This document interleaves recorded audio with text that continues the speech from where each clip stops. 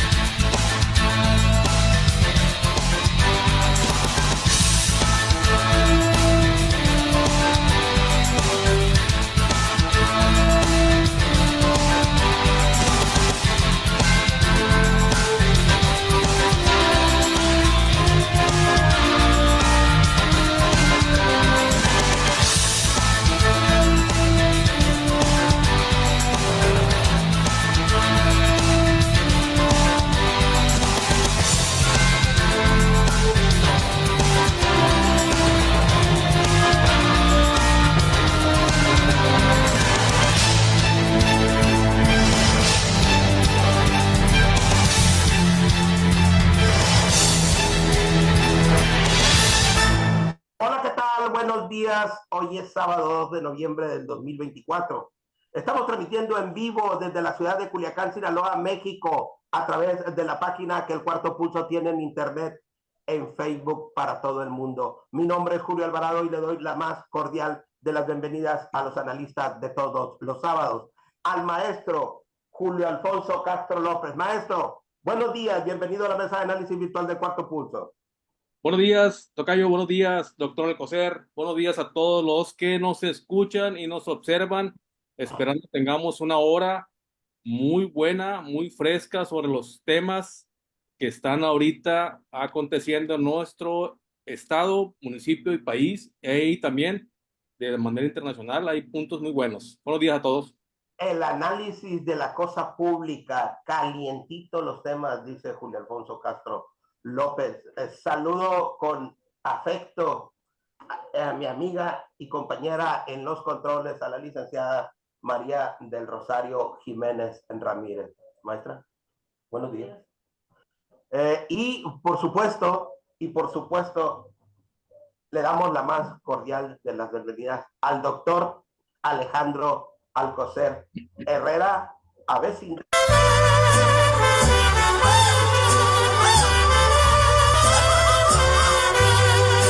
Estas son las mañanitas que cantaba el rey David. Hoy por ser tu cumpleaños te las cantamos aquí. Despierta, mi bien, despierta. Mira que ya amaneció. Ya los pajaritos cantan, la alba ya se metió.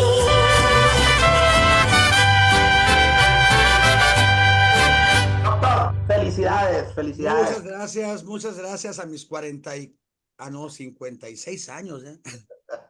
56 años hoy. Gracias le pido, le doy Felicidades, gracias a doctor. Dios por permitirme estar con ustedes, con tan buenos amigos y con tan buen público, y para poder platicar de todo lo que sucede aquí y tratar de verlo como abogados, porque a veces lo quiere ver uno como cualquier otra cosa para escondernos, pero tenemos que hacerlo. No, es el análisis de la cosa pública vista desde los abogados, desde el quehacer jurídico, todos los días. Por eso este panel lo integran esencialmente puros abogados. Bien, el día de hoy, como ya es costumbre en el Cuarto Pulso, vamos a abordar dos temas. El primero de ellos es el choque de poderes entre el Ejecutivo, el Legislativo y el Judicial. Y en la segunda media hora estaremos abordando las elecciones en Estados Unidos, de qué forma repercuten en México, por qué son importantes analizarlas también en México. En fin, vamos a tratar de explicar la conformación, cómo es que las elecciones en Estados Unidos son un tanto complejas. Vamos a tratar de explicarlas, cómo se llevan a cabo. Bien, vamos a iniciar con el primero de los temas del día de hoy, que es precisamente el choque entre poderes. Ha comenzado la revolución de los ministros en lo que podría ser el último acto de poder como contrapeso independiente La Suprema Corte de Justicia de la Nación podría emitir la declaración de inconstitucionalidad de la reforma al Poder Judicial.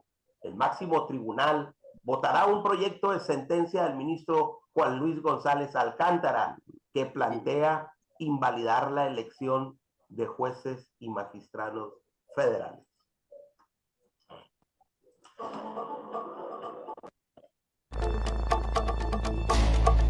Ha comenzado la revolución de los ministros, en lo que podría ser el último acto de poder como contrapeso independiente.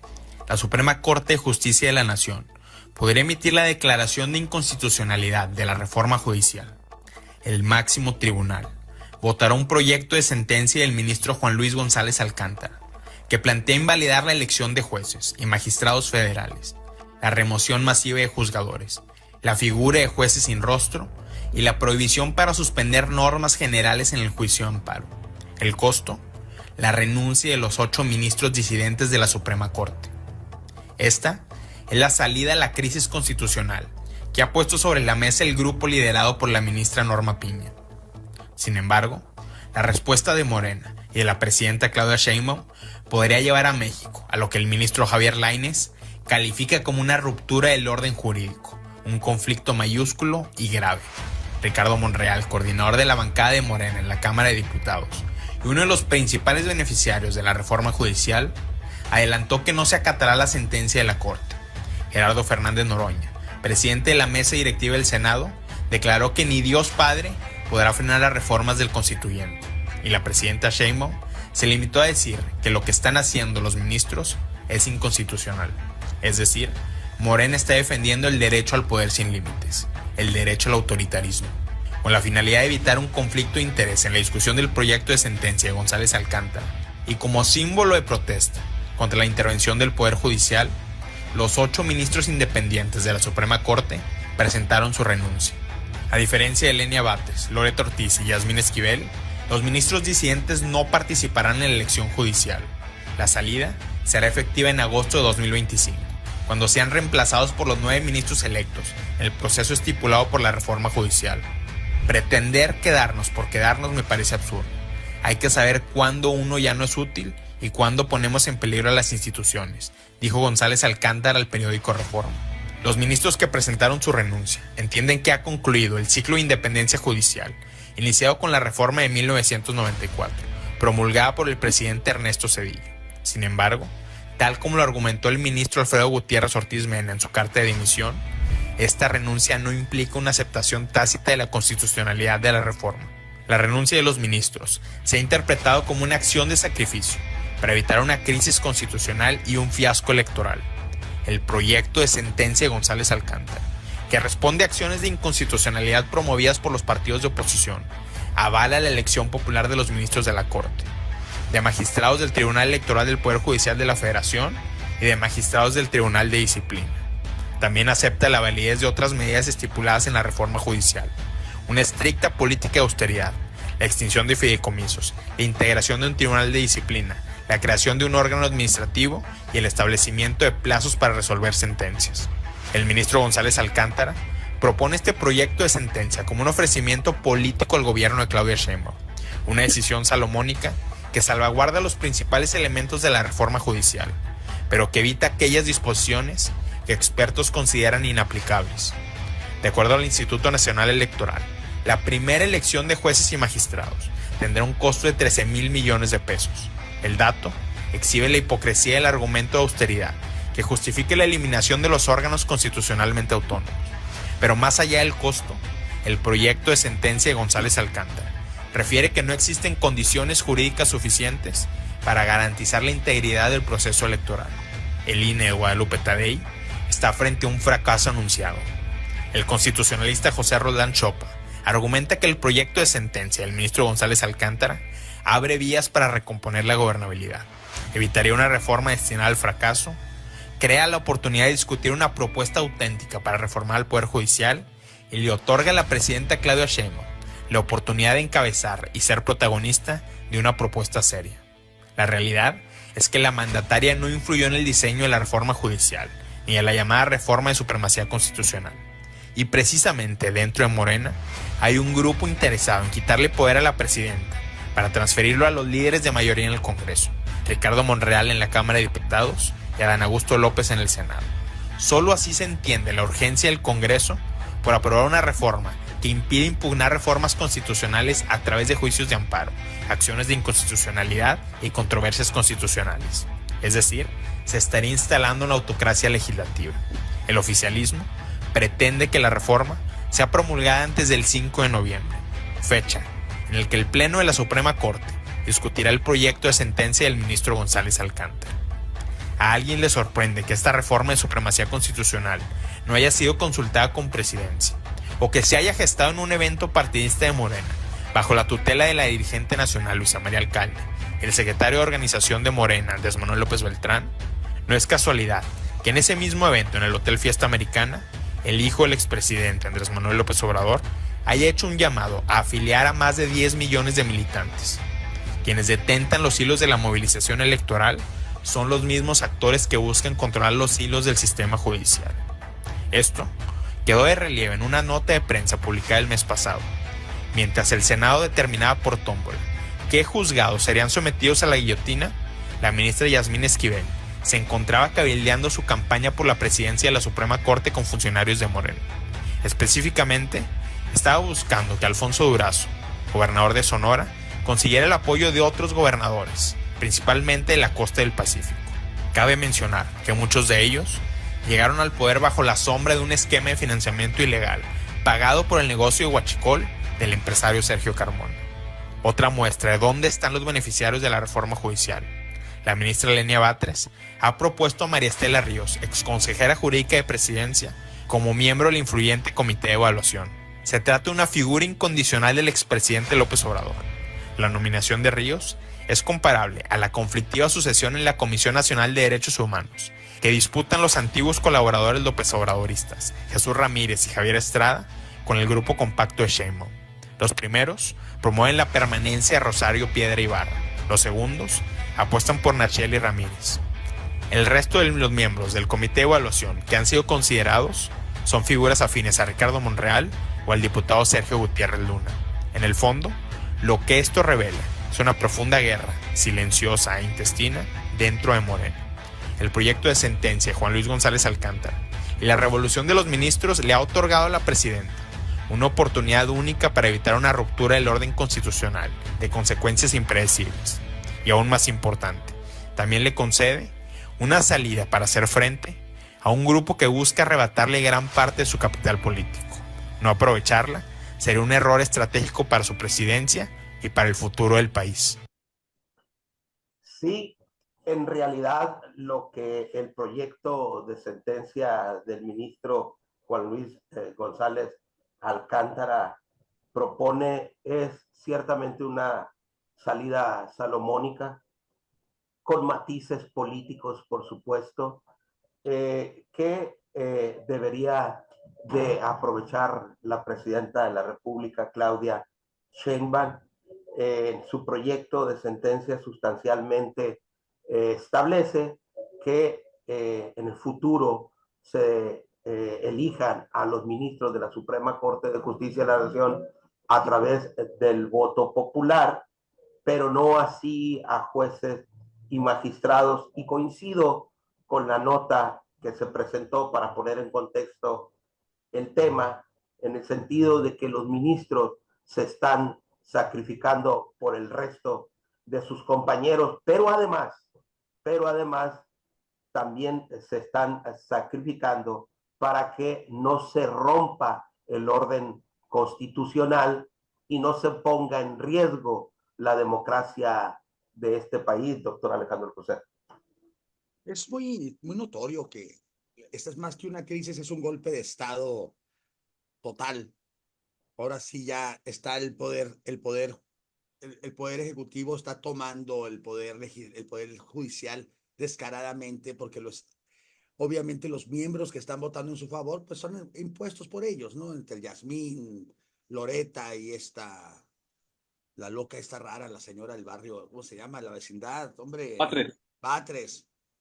Y ellas solas quieren en realidad hacer todo, ya están ellas proponiendo, ya están tomando decisiones, ya consideran vacante toda la presidencia, ya no están, ya esto es una rebatinga vergonzosa. Realmente están asustados, doctor, por lo que está pasando. Realmente están asustados todos, porque Claro, no creían que iba a haber una reacción de esta naturaleza en la que los ministros independientes, porque ya se les dio por clasificarlos o nombrarlos así, y los ministros del oficialismo, las tres ministras del oficialismo, están realmente asustados por lo que está pasando. claro, Ya están, está esto a la vuelta de la esquina, Julio Castro. Está esto a la vuelta de la esquina. Es el año que entra en la que los ministros habrán de dejar su responsabilidad como tal y la verdad, para que se cubran esas posiciones, eso sí es bastante complejo.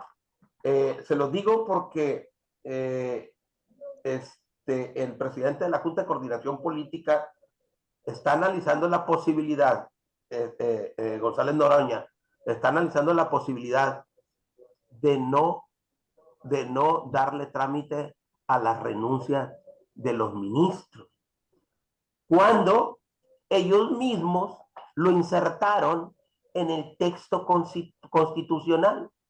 El artículo primero transitorio de la reforma dice, el segundo, perdón, de la reforma dice, las ministras y ministros de la Suprema Corte de Justicia de la Nación, dice, de la Judicatura Federal que se encuentren en funciones a la entrada en vigor del presente decreto, concluirán su encargo en la fecha en que tomen protesta las personas servidores públicas que emanan de la elección extraordinaria.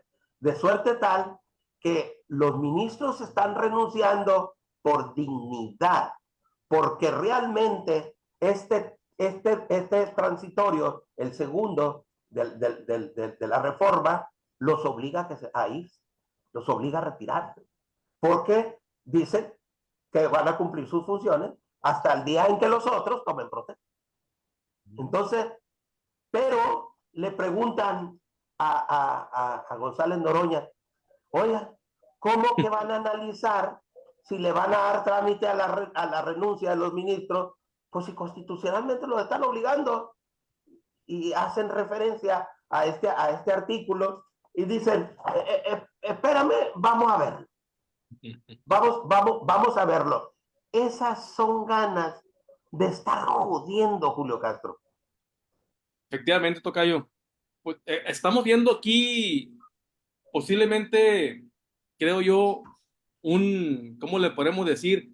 Ya no hay un presidencialismo tal cual lo veíamos antes de 1997, que fue cuando por primera vez en la historia pues ganó la mayoría de la oposición, y a partir de ahí se empezó a construir todo el Estado de Derecho que teníamos hasta hace unos días.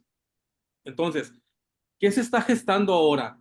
¿Un legislativismo político sería ahora el poder que está dominando? Desafortunadamente tenemos pues a estos personajes como Noroña, que parece que tiene muchos complejos este señor, no lo veo a la altura yo de los mexicanos. Y luego tenemos a este otro personaje, Monreal, pues que a él creo yo que va para donde le digan que vaya, o su interés personal, ¿no? Porque el interés del pueblo mexicano, claro que por supuesto no va para allá. Y pues también a Dan Augusto, pues qué podemos decir también de este personaje, pues que está muy bien colocado y muy bien también posicionado, pero en la oreja de él, en la boca de López Obrador, pues para que todo lo que le diga es lo que se está haciendo. Entonces, el poder legislativo es el que está ahorita pues teniendo el poder. Así lo estoy viendo yo, más que la presidenta, porque ellos son los que están llevando ahorita la batuta de los rumbos del país, y no va por buen rumbo. Vamos directamente pues hasta a un gran faro que no tiene luz, y vamos a chocar y nos vamos a ir todos al agua, por estas decisiones de estos 4 personajes, bueno, 3 y 4 personajes, que el otro es Mario Delgado, que también está por ahí moviendo los hilos, pero está un poquito retirado ya, pero también tiene mucho que ver ahorita en las decisiones que están tomando. Entonces, estas 4 personajes, pues nos están llevando a un rumbo, Sí, pues bueno, muy, muy feroz, ¿mande? a donde vamos, a Sí, donde es un queremos programa de ir, pues. televisión. Un Muy feroz. divergimiento en el orden constitucional, sin Claro duda. que sí, sin duda, es totalmente inaceptable lo que está pasando. Bueno, y pues estamos viendo la reacción del poder judicial, la renuncia, y luego, pues ahora está sacando el espérame tantito, que ya quisiera el dueño de la Maruchan tener los tiempos Ah, no, de es que me dijeron que rapidez no era médico. Le con hace el una que se pregunta, nada cuecen más, discúlpeme. estas reformas, ¿no?, que están haciéndose, y que son aprobadas tanto en la Cámara de Diputados, senadores y de los congresos de los estados. Es de una forma instantánea, como que yo les digo que ya la quisieran las sopas que vemos aquí en los mercados aquí locales, ¿no? Sí, mira,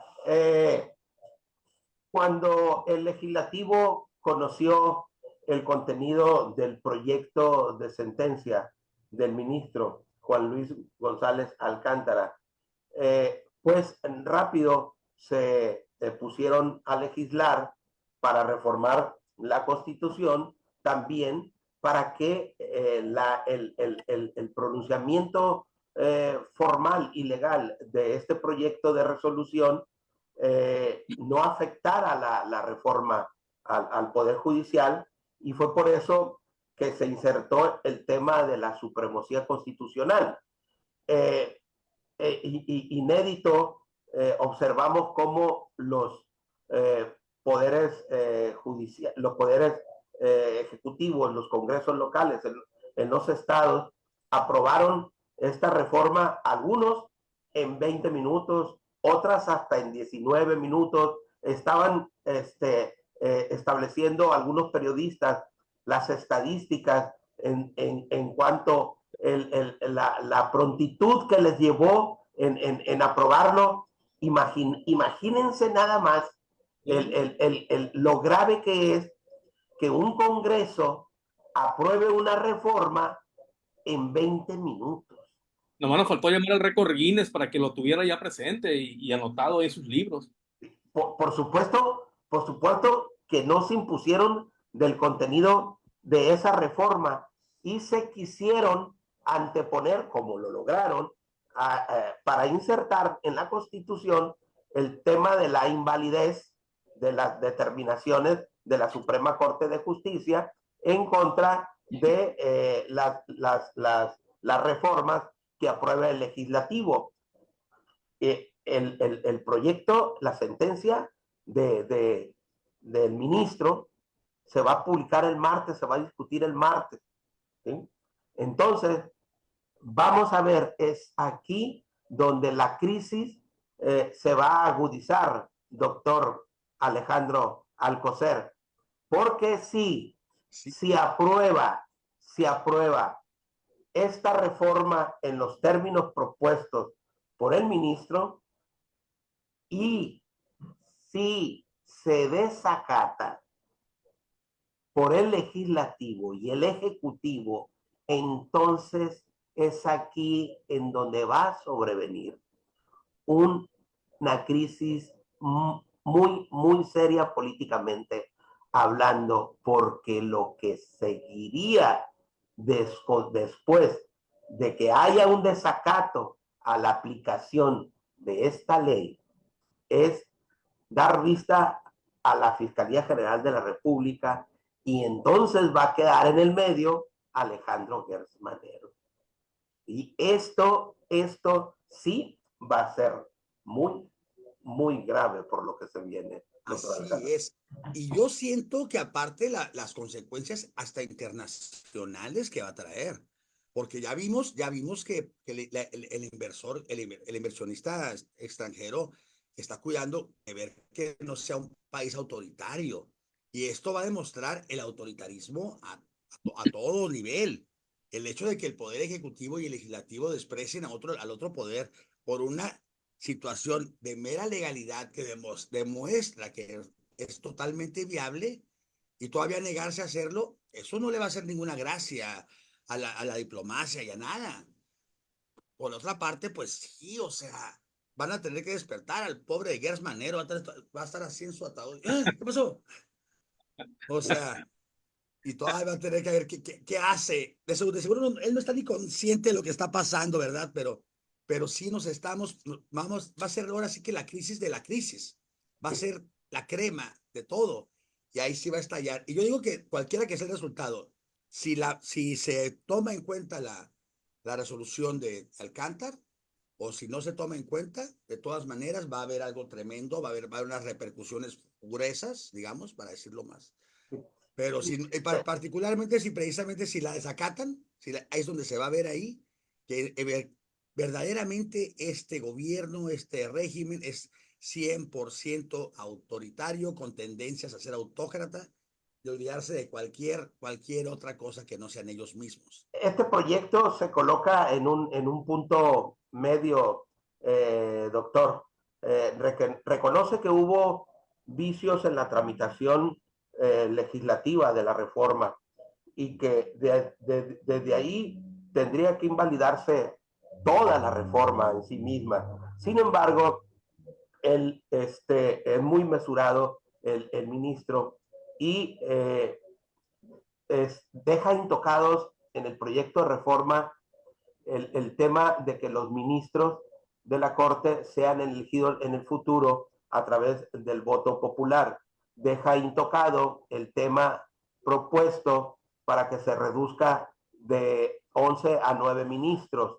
La Corte deja intocado el tema presupuestario para los ministros. También se reduce se reducen los sueldos para los ministros.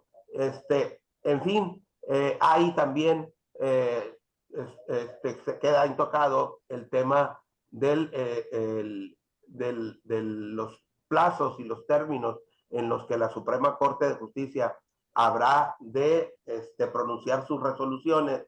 En fin, hay una serie de actos que se quedan intocados en la reforma, en el afán de que haya una salida política al conflicto que se presenta, Julio Castro.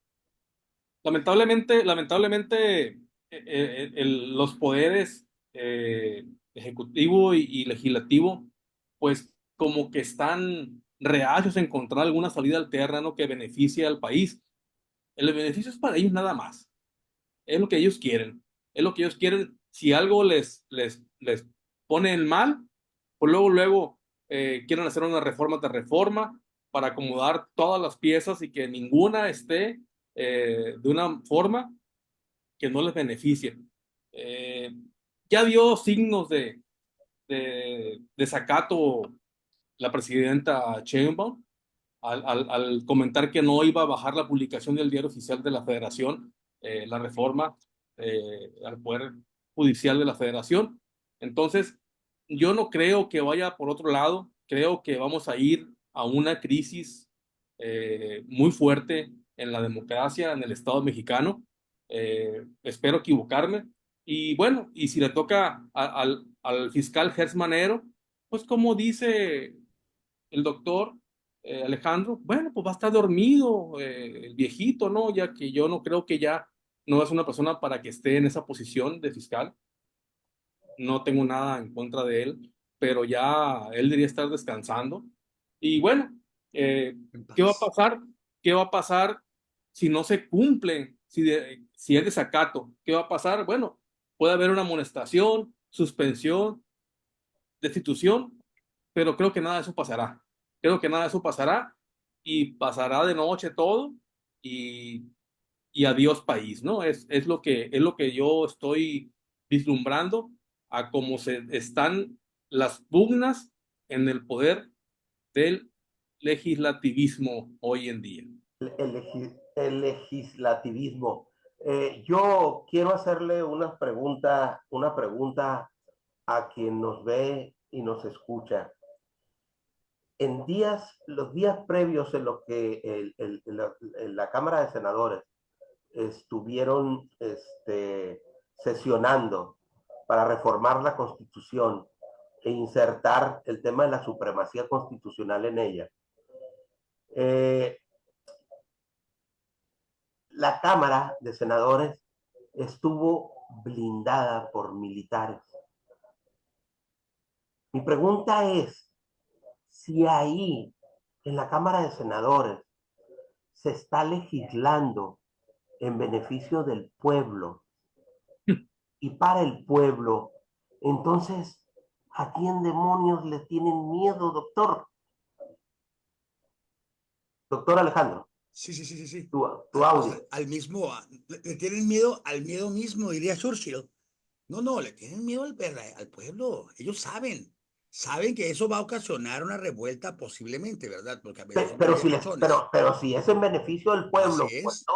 Pero bueno, pero ¿cuál ¿cuál pueblo? No hay tal beneficio. ¿Cuál No hay pueblo? tal beneficio y por eso el miedo, por eso Al pueblo de subsiste. Palenque, Sí. cercano allá, posiblemente. Pues sí, pero subsiste ese temor a saber que están actuando en contra de los intereses verdaderamente populares de la gente, porque se han manejado como que gente nada más es un sector, cuando gente, pueblo somos todos, y todos, el que reacciona sigue siendo pueblo, no somos los conservadores que ellos dicen, los neoliberales, los corruptos, no, somos parte de la gente los que estamos enojados y ellos lo saben. Ellos lo saben.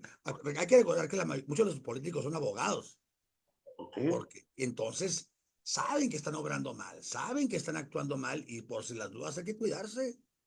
Sí, no, yo le sugeriría a quien nos hacen el favor de distinguirnos con su atención, es que investigaran si verdaderamente estas reformas traen un beneficio directo y que se traduzcan en sus bolsillos, ¿sí? A la ama de casa que va todos los días al mercado y que no le alcanza con el presupuesto familiar, yo le invitaría a que investigara si esta reforma realmente se traduce en esos beneficios, que es lo que mayormente ellos esperan de sus legisladores, que crean leyes, que reformen leyes, que vayan directamente proporcional al beneficio de ellos, para que vean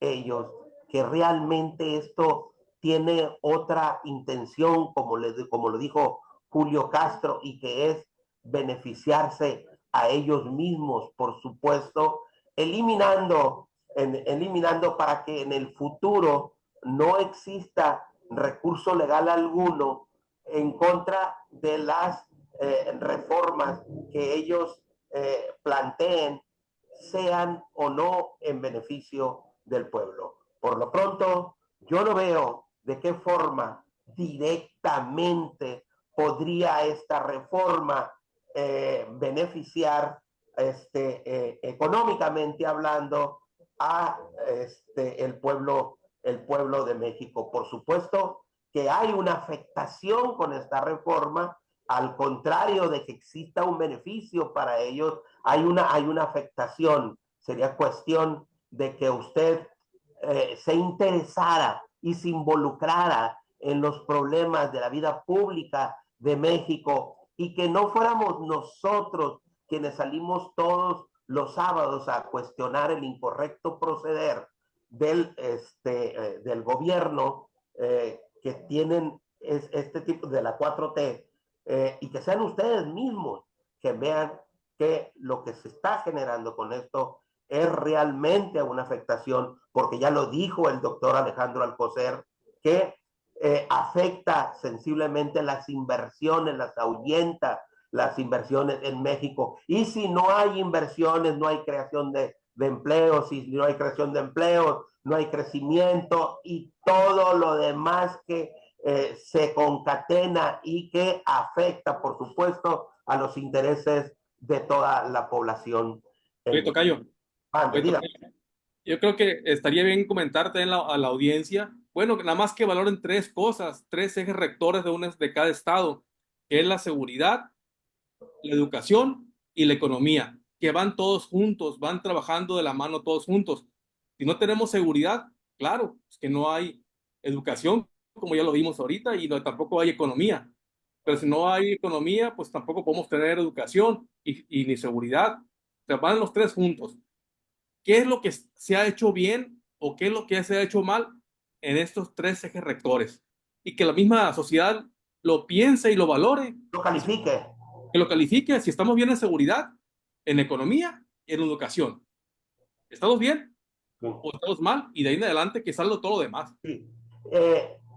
Nosotros que hemos tenido la oportunidad de analizar la reforma, tocayo, porque hemos coincidido en algunos foros, debemos decirle que esta reforma no reforma la justicia.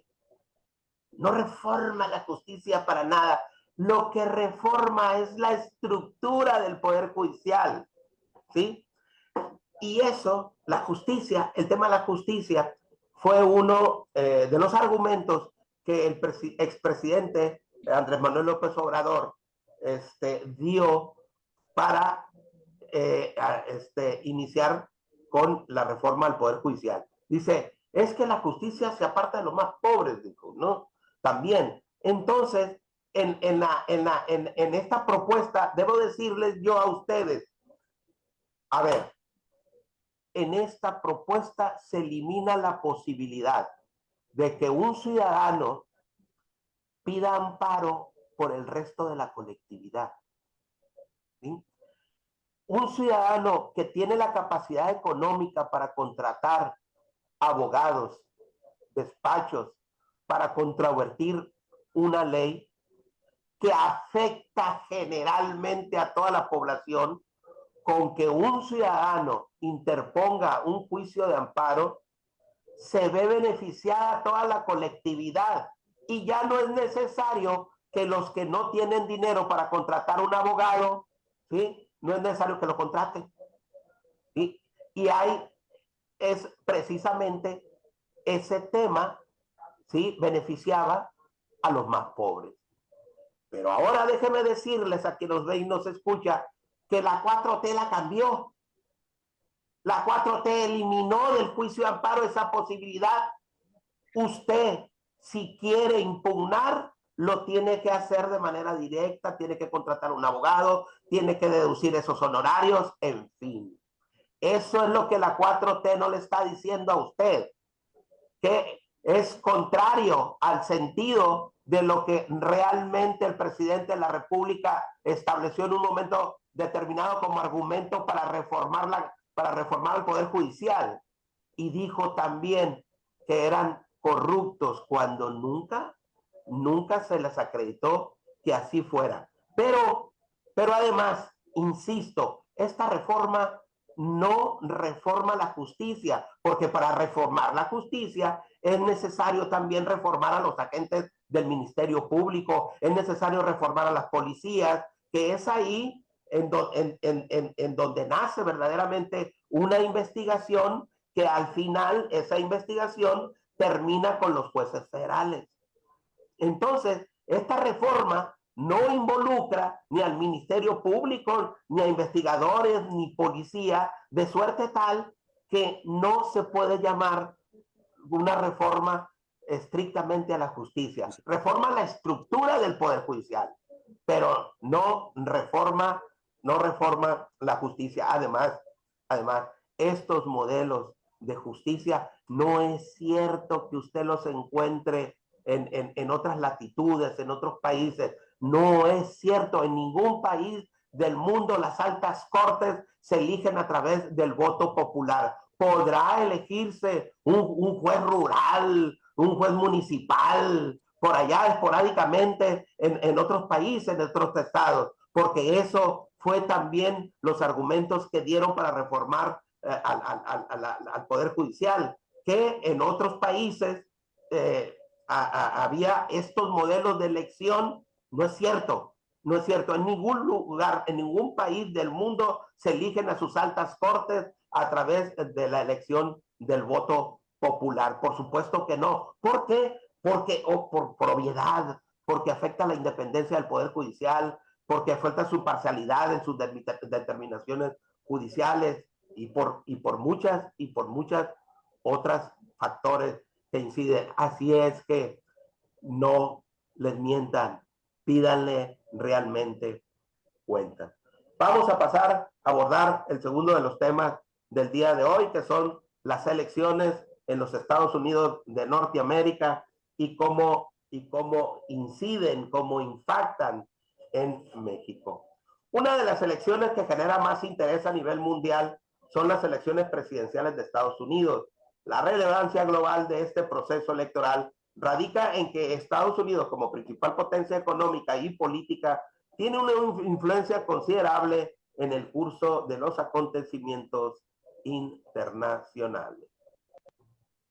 Uno de los temas que genera más interés a nivel mundial son las elecciones presidenciales de Estados Unidos. La relevancia global de este proceso electoral radica en que Estados Unidos, como principal potencia económica y política, tiene una influencia considerable en el curso de los acontecimientos internacionales. Las decisiones tomadas en sus urnas pueden impactar desde relaciones diplomáticas hasta el comercio global y las políticas ambientales. Así, el proceso electoral estadounidense no es solo una cuestión interna, sino un acontecimiento que provoca debates, análisis y expectativas a nivel global. En este contexto, a poco menos de un mes de que los votantes hagan valer sus preferencias en las urnas, este próximo 5 de noviembre, parece que las cosas comienzan a inclinarse a favor de Donald Trump durante la recta final de su campaña, mostrando superioridad en los estados clave para las votaciones, pues de acuerdo con algunas encuestas, el candidato del Partido Republicano se ha puesto por encima de su contraparte Kamala Harris. Y es que de acuerdo con algunas encuestas nacionales, como las de Real Clear Politics, publicadas este martes 15 de octubre, el candidato republicano le ha arrebatado a la vicepresidenta 4 décimas de su ventaja en 6 de los llamados estados péndulo, por lo que Trump estaría 0.7 puntos por delante de Kamala Harris en los estados de Arizona, Nevada, Michigan, Carolina del Norte, Georgia y sobre todo en Pensilvania, estado clave para el próximo 5 de noviembre. De acuerdo con la media de encuestas de los votantes indecisos, en Arizona se aventajaría con 1.1 puntos, en Nevada por 0.5 puntos, en Michigan por 1 punto, Georgia 0.7 puntos, Pensilvania 0.3 puntos y la máxima de 1.4 puntos en Carolina del Norte. Según estos números, el expresidente Donald Trump estaría ganando las elecciones del 2024 con 302 votos electorales. Pero, ¿cómo son las elecciones en Estados Unidos? Para entender de mejor manera cómo funcionan las elecciones en Estados Unidos, es importante conocer la función del colegio electoral, pues el sistema electoral del país norteamericano es complejo y no se basa en el voto popular, sino en el colegio electoral, lo que significa que los votos de los ciudadanos no deciden directamente al presidente, sino que cada estado asigna un número de delegados o electores al candidato que más votos reciba en ese estado. Así, ganar estados clave es más importante que obtener una mayor cantidad de votos a nivel nacional, como quedó demostrado en 2016, cuando Hillary Clinton ganó con casi 3 millones de votos más que Donald Trump, pero perdió las elecciones. Este sistema asigna a cada estado un número de electores proporcional a su población. De los 50 estados, 43 son prácticamente seguros en cuanto a su inclinación política, calculando en votaciones anteriores y encuestas actuales. Por ejemplo, los demócratas cuentan con una base sólida de 21 estados que suman alrededor de 230 votos del colegio electoral, mientras que los republicanos, incluido Donald Trump, tienen una base segura en 23 estados con 215 votos. En total, hay 538 votos en disputa, por lo que para ganar la presidencia, uno de los candidatos debe obtener al menos 270 votos del colegio electoral. Con esto en mente es que los partidos demócrata y republicano comienzan a hacer cuentas, pues si bien en 43 de los estados ya se tiene una idea idea de cómo serán las votaciones debido a su historial político. Hay otros 7 estados que son considerados como péndulo, pues suelen cambiar su apoyo en cada elección, dentro de los cuales están Arizona, Georgia, Michigan, Nevada, Carolina del Norte, Pensilvania y Wisconsin. ¿Cuáles son las combinaciones que cada candidato necesita para llegar a la Casa Blanca? De acuerdo con el portal especializado 270 para ganar, todas las combinaciones que jugarían a favor de Harris y el Partido Demócrata estarían pasando por Pensilvania, junto con Michigan y Arizona o Wisconsin, pero en caso de perder Michigan, sustituirlo con una victoria en Nevada, pero Pensilvania se vuelve el estado clave para conseguir una victoria el próximo 5 de noviembre. Es así que un triunfo de Kamala Harris en Pensilvania estaría complicándole a Trump su regreso a la Casa Blanca, pero en caso de perder el estado, casi se asegura una victoria del Partido Republicano. Por su parte, para que Donald Trump asegure la presidencia, hay diversas combinaciones posibles con estos 5 estados. Ganar en Pensilvania. Este estado, con 20 votos electorales, es fundamental. Si Donald Trump logra imponerse aquí, su camino hacia la Casa Blanca se allana considerablemente. Ganar en Michigan y complementar con una victoria en Arizona. Si no logra ganar en Pensilvania, Donald Trump podría compensarlo con una victoria en Michigan siempre y cuando también gane en Arizona o Wisconsin. Ganar en Arizona y Nevada. Aunque Arizona es uno de los estados donde Donald Trump tiene una ligera ventaja en las encuestas, un triunfo en Nevada también sería crucial. Ganar en Wisconsin. Si Donald Trump pierde en alguno de los estados clave, la victoria en Wisconsin sería otra de las combinaciones que le permitirían llegar a los 270 votos necesarios. ¿Y tú, quién crees que ganará? Antes de entrarle al análisis del tema, así, a ver, maestro Julio Castro, ¿quién crees que ganará la elección? A ver, no, ¿quién te gustaría? No, ¿quién te gustaría? ¿Quién crees tú que, dadas las condiciones actuales, ganará la elección el próximo martes 5 de noviembre en los Estados Unidos? Bueno, yo quisiera que obtuviera la presidencia Kamala Harris, pero las encuestas dicen que va arriba Donald Trump. Entonces, si Donald Trump, Así nomás. así nada más. Así nomás. Doctor Alejandro Alcocer. Trump va a ganar. Bueno, aparte que sí quiero que gane Trump por su tendencia de, digamos, de derecha más maciza que la de Harris. Pues va a ganar Trump. O sea, Estados Unidos ya no les gustó mucho haber tenido un presidente oscuro, afroamericano. Donald Eso era Trump. un Donald tabú Trump. que no se rebasaban. Donald Trump, ¿te Sí, gustaría? A ver. Yo me estoy gustaría, diciendo, y aparte siento que va a ganar. Aparte siento que va a ganar. Aparte. Siento que Estados Unidos no está muy conforme con esos cambios tan radicales. Primero un negro y luego una mujer. ok, bien. Hasta ahí. En el pasado, históricamente, en los Estados Unidos, siempre la elección nos deja en suspenso hasta el propio día de la elección, en este caso, hasta el día martes 5, se van a cerrar y no vamos a conocer quién va a ser el ganador. De mí se acuerdan. Ahora, yo quisiera, como la mayoría de todos los latinos, que ganara Kamala Harris. Y ahorita lo voy a decir por qué. Julio Castro también es de la mayoría de los latinos que le gustaría que ganara Kamala Harris. A ver, en el video se puso en contexto cuál es la forma de elección electoral de los Estados Unidos y que es un tanto compleja. ¿Tienes esa información, doctor, para que nos la expliques o la explico? Por favor, explícala, por favor. O sea, ok, voy a hacer una analogía, toda proporción guardada, por supuesto, ¿no? Es a través de la figura del delegado, quienes representan a un número determinado de electores de una circunscripción o demarcación, ¿sí? De un estado. Esos delegados son los que realmente votan, como bien se dijo en el video. No son directamente los electores quienes deciden la victoria de un candidato, a diferencia de lo que ocurre en México, porque también ya, como bien lo expuso, en el 2016 Hillary Clinton ganó la elección por más de 3 millones de votos, precisamente sobre Donald Trump. Pero no ganó en los estados clave, que hay los estados bisagra en Estados Unidos. Los estados bisagra son aquellos en los que nunca se han definido ni con demócratas ni con republicanos, ¿sí?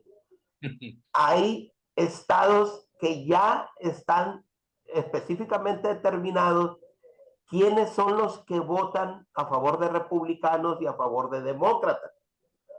Por ejemplo, en México existe un estado en el que siempre han votado por el PAN, en Querétaro, por ejemplo.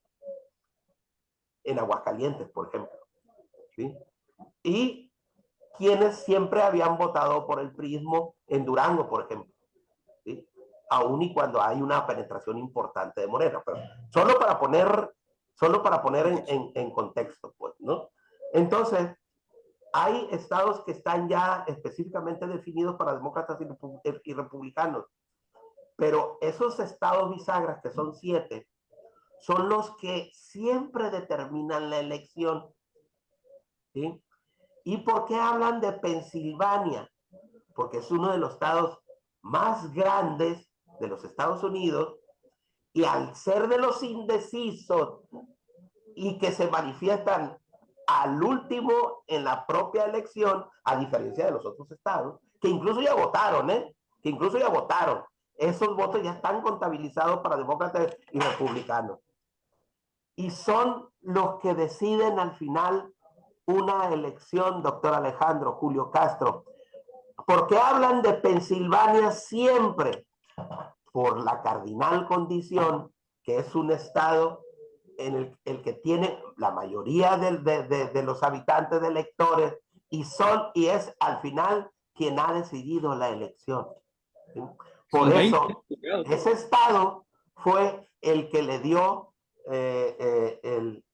la victoria a Donald Trump en el 2016, cuando contendió Hillary Clinton. Entonces, al haber ese margen entre uno y otro tan pequeño de puntos porcentuales, no asegura que llegue con esa tendencia Donald Trump al final en la elección del martes 5 de noviembre. Es más o menos así, doctor Alejandro Alcocer. Ahora sí explícame por qué quisieras que ganara Donald Trump. Bueno. Primero que nada, que mencionar así, respecto, para terminar de contextualizar, me estaba acordando del 2000. En el 2000, que primero fueron las elecciones mexicanas, que ganó Fox con una mayoría avasallante, y de una manera rápida se supo quién ganaba.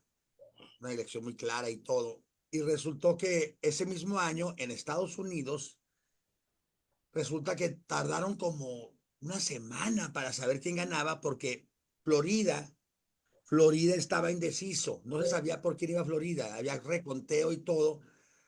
Y hay que recordar que el gobernador en aquel tiempo de Florida era el hermano del candidato a la presidencia de George W. Bush. Era Jeffrey Bush, el hermano, y por eso se habla todavía de la posibilidad de que sí haya existido si no fraude, un chanchullo. O sea, todo el mundo decía, bueno, ahora que presumimos nosotros de democracia en Estados Unidos hay dudas. Sí, bueno, Miami es parte. precisamente uno de los estados bisagra. Exactamente, exactamente. Y en aquel tiempo el gobernador pues era otro Bush. Y viendo eso también me trae a decir, yo por qué ahora con los republicanos, o sea, más que Trump, es el hecho de que represente a los valores republicanos. Por eso, porque la verdad, todos los demócratas están manejándose muy tendientes con la Agenda 2030 de la ONU, que para mi gusto y para el de muchos otros, tiene unas tendencias definitivamente en contra de el natural desarrollo de cómo debe ser para mí el mundo, ¿no? Son más de izquierda, son los de izquierda, los demócratas. Y la tendencia de que ellos ganaran, pues equivaldría a que la agenda se impondría y no habría ni siquiera el plan de cumplir de otra manera, porque este próximo administración para nosotros llega al 2030, para ellos tal vez no, porque son 4 años nada más, pero aún así esa agenda se acercaría más a su cumplimiento y son obligaciones a un nivel que la verdad afectan en mucha forma a las personas, no a los países, a las personas, porque se van contra la gente en realidad, llegan incluso, están determinando hasta ordenar la cantidad de hijos que pueda tener una familia. Esa agenda trae muchas cosas muy perversas, pues, y obviamente los demócratas están a favor de ella. Por eso es que estoy a favor de que gane Trump. No es que sea el hecho de que haya dicho de que los mexicanos todos somos malos hombres. Eso no es muy simpático de su parte, pero bueno, a Sí, nosotros nos afecta directamente porque somos mexicanos sí, y por lo tanto malos hombres. sí.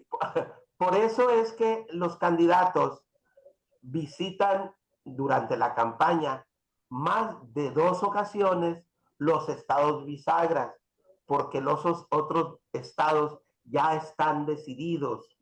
Por ejemplo, los estados Sí, que sí, se sí. consideran estados ya seguros para los demócratas son California, Nueva York, Nueva Jersey, Illinois, Hawái, Oregon, Washington, Minnesota, Colorado, Nuevo México, Massachusetts, Virginia, Maryland, Delaware, Rhode Island, Connecticut, el Distrito de Columbia, Nuevo Hampshire, Vermont y Maine. Para los republicanos, los estados que están seguros para ellos es Texas, Florida, Ohio, Tennessee, Kentucky, Indiana, Carolina del Sur, Missouri, Kansas, Luisiana, Alabama, las Dakotas del norte y del sur, Wyoming, Idaho, Wyoming, Arkansas, Alaska, Oklahoma, Mississippi, Utah, Virginia Occidental, Montana, Nebraska y el segundo distrito de Maine. Esos son los que tienen seguros cada uno de los candidatos. Pero insisto, quienes van a decidir la elección son los estados bisagra, que nos van a dejar en suspenso hasta el propio día de la elección. ¿Por qué son importantes las elecciones de Estados Unidos para los mexicanos, Julio Castro? Bueno, sin duda, pues el país más influyente del mundo, las elecciones, pues son un gran acontecimiento, ¿no? Y bueno, y por muchas decisiones que toma Estados Unidos, claro, repercuten aquí en el país. Como decíamos, o como se dice, cuando a Estados Unidos le da gripa, a nosotros nos da pulmonía. Entonces, eh, pues sí, es muy interesante saber cómo o quién gobernará los Estados Unidos durante los próximos 4 años. Y bueno, si bien comenta ciertas cuestiones sobre los demócratas, el doctor, pues yo nada más voy con una sola, ¿no? Yo no estoy de acuerdo con Donald Trump, simplemente porque como que le tiene alguna, eh, tiene algo en contra de México este personaje político de los Estados Unidos, que siempre está atacando a México, siempre está amenazando con dumpings, con aranceles, siempre nos está diciendo que somos delincuentes. ¿Tiene alguna situación en especial con México? Yo no sé cuál será, si será de hace años o por alguna situación que tuvo en sus inicios como empresario, porque él, bueno, hay una serie muy buena ahí en algún streaming, y pues, Donald Trump, pues a los 30 años tenía su torre, esta torre Trump, a los 30 y tantos años la estaba inaugurando. Y bueno, pero pues yo no sé qué es lo que trae con los mexicanos, ¿no? Que siempre nos está achacando situaciones o nos quiere siempre estar castigándonos. Y como ya ha tenido algunas declaraciones recientemente que si él gana, que ni un vehículo mexicano o ensamblado en México se va a vender en los Estados Unidos, pues eso y más no implica en contra de México, ¿no? Y eso es lo que yo no estoy de acuerdo. Sí, para empezar, es nuestro principal socio comercial, Sí, doctor Alejandro Lecoser, ¿no? Así es, Sí, adelante, adelante, son adelante. nuestros vecinos de al lado, se puede decir, todo nos afecta. Les afecta también lo nuestro, obviamente, pero nos afecta porque hablan de ellos, siempre van a estar las políticas migratorias, las políticas de aranceles, todo eso es importante para nosotros, quien llegue a ser el presidente, de qué manera nos puede afectar o beneficiar inclusive, o simplemente de qué manera nos puede molestar, o tan solo su presencia. Pero cualquier cosa que suceda en Estados Unidos nos tiene que afectar. Yo soy de frontera, soy de Ciudad Juárez, ya saben, y allá pues, allá sí vivíamos la devaluación en carne propia el mismo día que sucedía, porque allá cargas dólares o pesos indistintamente en la bolsa y se nota cuando traes más o menos al otro día. Entonces nos afecta exactamente lo que sucede de aquel lado. Cuando no puedes pasar tu carro, ya no puedes comprar carros de aquel lado porque ahora también se van a poder vivir aquí los carros famosos que son Savage, que andan allá, que no se pueden ya circular. Esas cosas, esas cuestiones, no, estamos pendientes de la legislación, de los cambios que suceden allá, porque todo nos afecta. A veces se nota más en la frontera, pero nos afecta a todo el país en realidad. Y claro que estamos viendo a ver quién gana, quién pierde, y ya nos amolamos, pensamos, aunque la verdad, la ventaja que tiene Estados Unidos, que teníamos nosotros antes y que ya la perdimos, es que a pesar de los cambios que haya de partido a partido, no hacen cambios estructurales radicales en la forma de gobierno. Nosotros nos estuvimos a salvo durante tanto tiempo, hasta que ahora que entró el idiota de López Obrador, y que efectivamente está asentando cambios que sí nos están perjudicando, porque van a ser cambios que van a cambiar la forma de gobierno, inclusive. La cuestión de que Estados Unidos eso no tiene. Quiere decir que muchas veces, a pesar de quien sea el presidente, las cosas no cambian, pero sí nos afectan. Definitivamente sí nos afectan Sí, a sí, todos por los supuesto mexicanos. que al haber más de 12 millones de mexicanos viviendo en Estados Unidos y que casi la mitad de esos 12 millones eh, trabajan, producen y deciden, por supuesto, porque son mexicanos que están ya residiendo legalmente en los Estados Unidos, no el resto, pero por supuesto que incide, sí hay un temor la otra mitad de los mexicanos.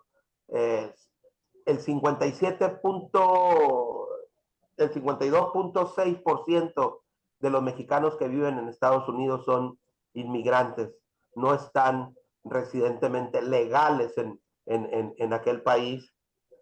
Y por supuesto que es esa la parte que más preocupa a los otros mexicanos que no vivimos allá, a ellos mismos que viven allá, porque si es Donald Trump quien queda como presidente de los Estados Unidos, ya lo dijo, que va a endurecer la política migratoria y ellos saben que seguramente están en calidad de riesgo de ser deportados más de 6 millones de mexicanos, de connacionales que viven de manera ilegal en los Estados Unidos. Por esa cardinal condición es que nos debe de ocupar quién es el que alcance la victoria para la Casa Blanca en los Estados Unidos. Seguro estamos que si se ve favorecida con el triunfo Kamala Harris, contrario a Donald Trump, va a dosificar el tema de la política migratoria, porque ya lo hizo John Biden. Al menos no hubo esas deportaciones masivas que hubo con Donald Trump. Hay que recordar que en cuanto él llegó a ser presidente de los Estados Unidos, hubo deportaciones masivas de mexicanos y no. Y Joe Biden paró, incluso si hubo beneficios para los Dreamers, aquellos estudiantes que habían hecho su instrucción de bachillerato y profesional en los Estados Unidos y que eran ilegales, a través de ese programa que impulsó Joe Biden, regularizaron su situación en los Estados Unidos. La situación migratoria es coyuntural para el tema de la decisión de quién habrá de ejercer el mando en los Estados Unidos, doctor. Por eso... Pues sí, pero recordemos también, bueno, llegó Bush con la espada desenvainada, pero con las reformas migratorias que había impulsado Obama. Obama, un demócrata, pues lo extraño, el que en realidad fue el malvado de la película, pero escondió la mano, fue Obama, porque él llegó nada más a ejecutar y agregarle su sabor, ¿no? Trump a la hora de sacar, de hacer las deportaciones y los enjaulamientos, inclusive de niños, ¿no? Lo pusieron en jaulas. Pero no lo hizo Obama. Los demócratas no se han caracterizado por eso. No se han caracterizado. Estás hablando de George Bush, y George Bush es republicano, por supuesto. Pues, ¿no? Eliminó la regla que tenían del pie seco, que decían de los cubanos, por ejemplo. Ya. Los cubanos llegaban y en cuanto ellos por su mismo pie llegaban a las costas americanas, ya automáticamente estaban refugiados por Estados Unidos. Ya uno y otro fijó su posición en relación con el tema migratorio. A los mexicanos, además de que los Estados Unidos es nuestro mayor socio comercial, nos debe de ocupar por esa cardinal condición, por el tema migratorio, y por eso estoy con Kamala Harris y desearía mucho que alcanzara la victoria en beneficio de nuestros connacionales en los Estados Unidos. Bien, el tiempo se nos ha terminado. No me queda más que agradecer el favor de su atención. Julio Castro, nos vemos el próximo sábado, si Dios quiere. Hasta el próximo sábado y saludos a quienes nos escuchan y nos observan. Buen sábado, buen fin de semana. Doctor Alejandro. Muy agradecido, tengo un cumpleaños muy activo, gracias a ustedes. Muy agradecidos por estar con nosotros y por estar conmigo también, porque de alguna manera estamos festejándolo y sobre todo hay que seguir viendo qué sucede, porque la verdad es preocupante lo que pasa en este mundo. Felicito con afecto también a mi hijo Julio Gabriel Alvarado Guevara. Agradecerles a todos que nos ven y nos escuchan. Y ya saben que son ustedes los que tienen la mejor opinión. Hasta el próximo sábado.